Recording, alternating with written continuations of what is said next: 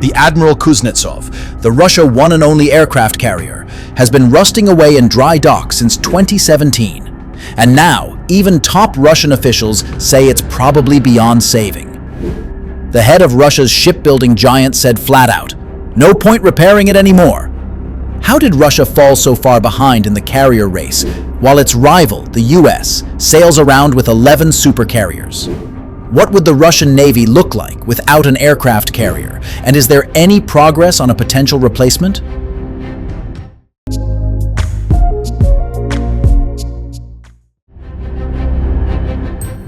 Russia never really got the hang of aircraft carriers, even during the Soviet era.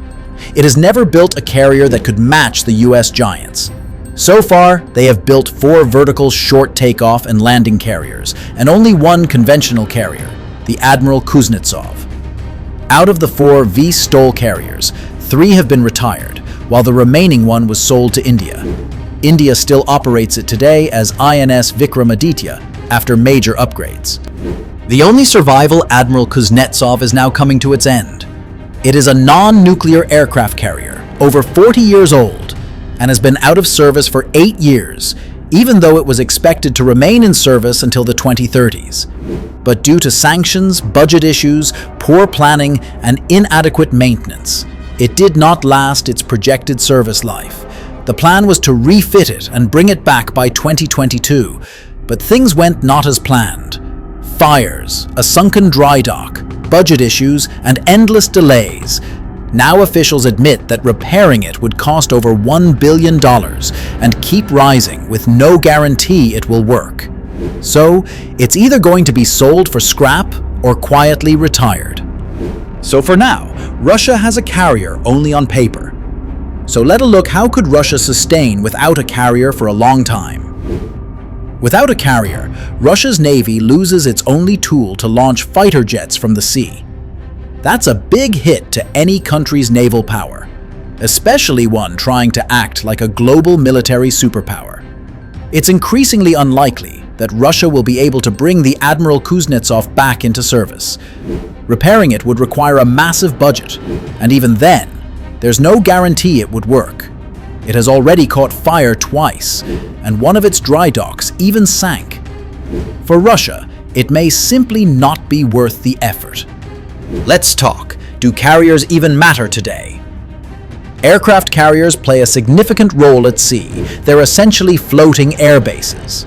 They're vital for power projection, intimidation, and operational flexibility. If a country wants to show strength far from its own shores, it needs a carrier.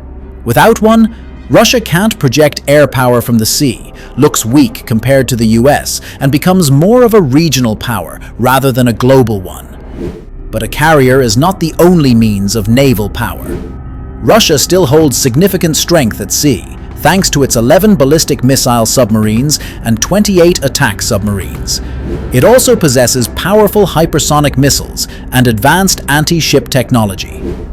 However, beyond carriers, Russia also lags far behind in the number of destroyers, with only 13 compared to America's 92. So, without a carrier, Russia becomes more of a landlocked naval power, strong near its own shores but limited in global reach. It still has missiles and submarines. But no flying deck means no naval air power, and in modern warfare that's a huge gap.